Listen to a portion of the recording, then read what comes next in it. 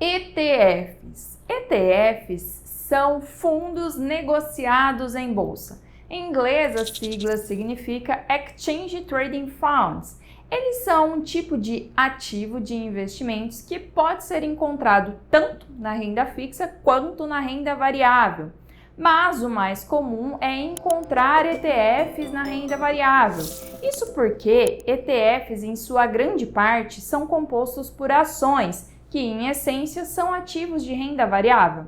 Além disso, ETFs são negociados na Bolsa de Valores igualzinho às ações, mas através das chamadas cotas, que é um nominho diferente dado ao capital dos fundos em geral. Isso significa que, em termos de nomenclatura, no ambiente do mundo dos investimentos, temos a figura do acionista, que é aquele investidor que negocia ações de uma determinada empresa, e a figura do cotista, que é aquele investidor que negocia participações em fundos em geral, seja fundo ETF, seja fundo de investimento imobiliário ou os demais fundos, até mesmo aqueles fundos que não são negociados em bolsa de valores, como os fundos negociados diretamente por bancos. E para entender um pouco mais sobre os ETFs, que é o ativo tema deste vídeo, vamos explorar como eles surgem e qual a finalidade deles. Eu sou a Carol, contadora e consultora aqui do Papo de Férias, e vou te conduzir neste vídeo para te deixar um pouco mais informado sobre os ETFs, porque antes de investir é primordial conhecer o ativo que esperamos que irá nos proporcionar a geração de renda passiva e também saber como vai ser o recebimento dessa renda. Então, vem comigo!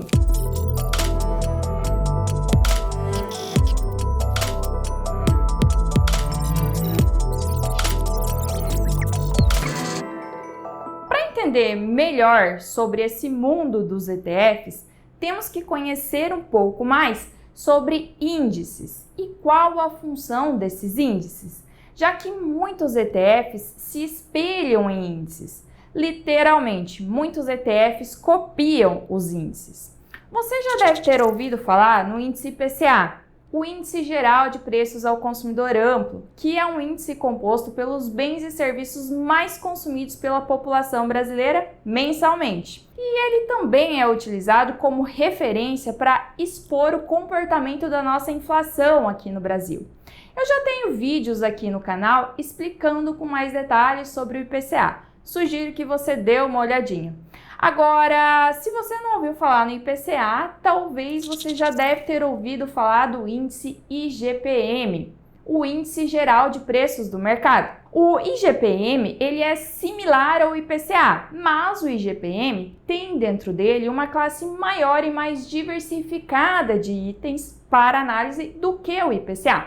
O IGPM é popularmente utilizado como referência para reajustes de contratos de serviços, de educação e principalmente os contratos do ramo imobiliário de aluguéis. Se o índice IGPM sobe 20% em um determinado ano, por exemplo, os aluguéis também tendem a subir para acompanhar essa alta.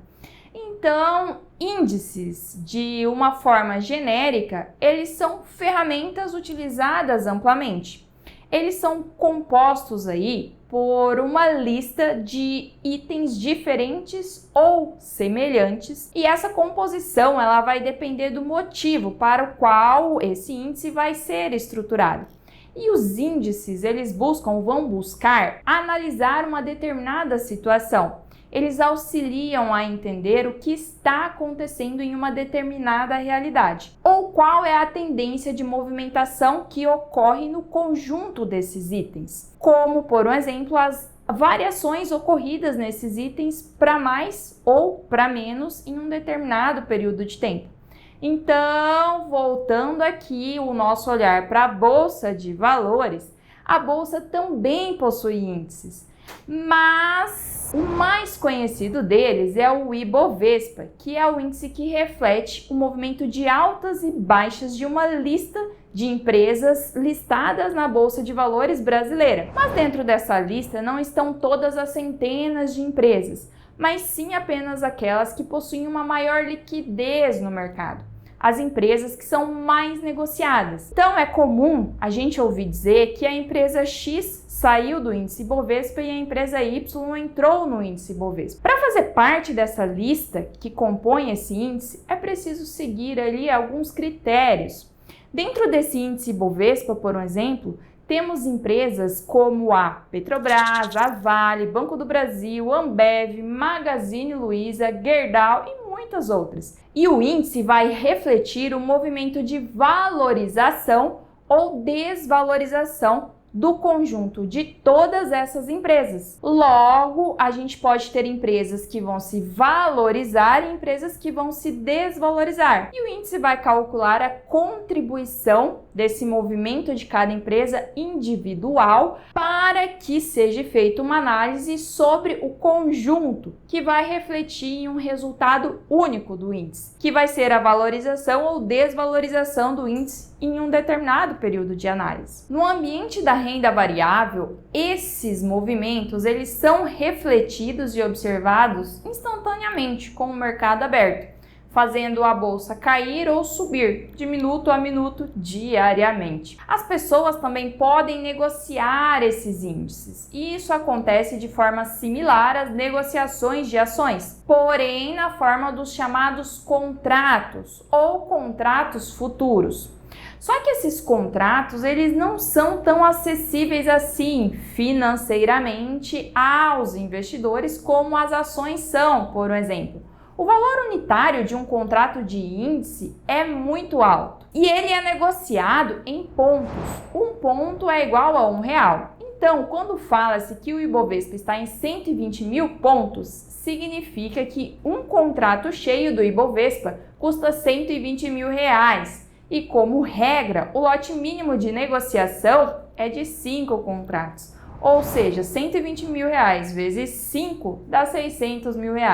Tudo isso para conseguir se posicionar comprando em contrato do índice Bovespa, cujo objetivo dessa negociação é esperar que esse índice se valorize no futuro e assim fazer a negociação de compra por um preço X e a venda por um preço maior, obtendo um lucro nessa operação. Veja como que é preciso muito dinheiro para se expor ao índice Bovespa, não é? E é exatamente aqui que entra a figura dos ETFs, como uma opção mais acessível ao investidor de se expor no mesmo modelo dos índices grandes, que são sinalizadores aí dos grandes movimentos da bolsa e das grandes empresas. Expliquei o que são os índices e qual a sua composição.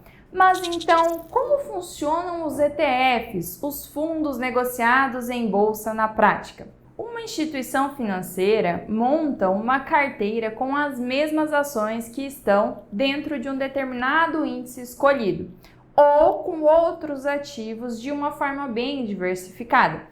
E essa instituição ela lança esse fundo na bolsa de valores para ser negociado como ETFs, que são literalmente fundos negociados em bolsa de valores. Então, se um fundo é criado e tem como referência um índice, o índice Bovespa, por exemplo, teremos um ETF que vai ter em sua carteira a mesma composição das ações que tem dentro do grande índice, dentro do Ibovespa. Então, a gente vai ter aí dentro da carteira desse ETF ações de empresas como a Petrobras, Vale, Banco do Brasil, Ambev, Magazine Luiza, Gerdau e outras, aquelas ações que estão dentro do índice. E o investidor pode comprar uma participação nessa carteira do fundo.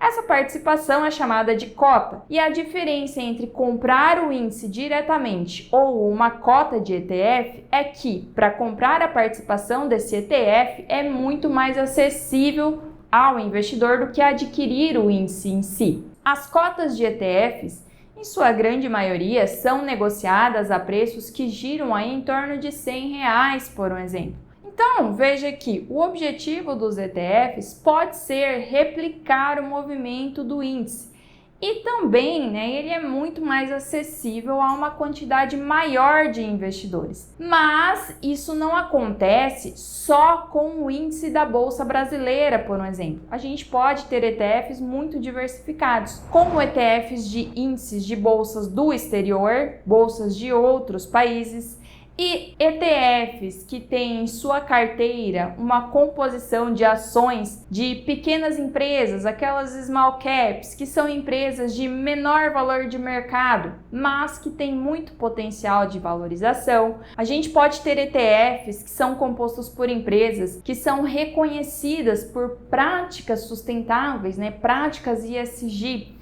E a gente pode ter ETFs de criptoativos, como bitcoins, e até mesmo metaverso.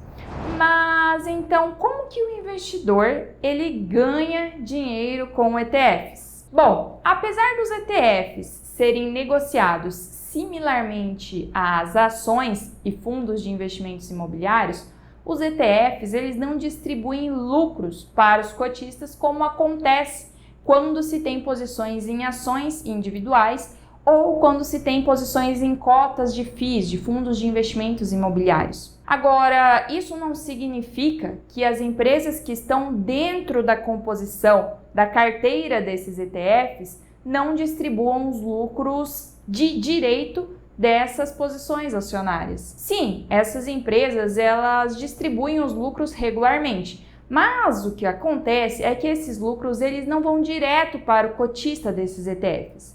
Eles entram para o fundo, para o CNPJ desse fundo e o gestor, que é quem toma as decisões de compras e vendas das ações que compõem essa carteira desse ETF, é quem decide como que esse valor vai ser reinvestido no próprio fundo. Então, quando há essa distribuição de lucros entrando para o fundo, o valor de mercado desse fundo pode aumentar, se valorizando. E, em consequência, o investidor, o cotista, ele se beneficia dessa valorização do ETF. O ganho para o cotista vai ocorrer quando o investidor comprar a cota de um ETF por um valor X e vender por um valor maior do que o valor da compra, e assim ganhar o lucro dessa operação. Só que o inverso também pode acontecer, que é aquele cenário em que compra-se aí uma cota por um determinado preço e quando precisa se vender, essa cota se desvalorizou e assume-se então um prejuízo. Mas esse prejuízo ele pode ser compensado ali na apuração do imposto de renda de lucros posteriores. Outro assunto importante também é a questão do imposto de renda sobre esse lucro das negociações dos ETFs. Isso porque não há isenção do imposto de renda nos lucros obtidos nas operações que envolvem aí os ETFs. Isso significa que há imposto de renda devido sempre que houver um lucro nas negociações dos ETFs, independente do valor negociado. E a apuração e pagamento desse imposto devido é de responsabilidade exclusiva do investidor que negocia essas cotas. Mas relaxa, que te faço entender com exemplos práticos esse tema do imposto de renda sobre o lucro dos ETFs em outro vídeo, para o conteúdo desse vídeo aqui não ficar muito grande. Agora, se o conteúdo desse vídeo foi útil para você, se te ajudou a compreender um pouco mais sobre esse ambiente da renda variável e em especial sobre os ETFs, se inscreve aqui no canal para receber um alerta sempre que a gente subir um conteúdo parecido como este. Aproveita também para dar um joinha aqui embaixo, porque assim o YouTube identifica que esse conteúdo é relevante e pode levar ele para mais pessoas assim como você. Te vejo no próximo vídeo e até mais!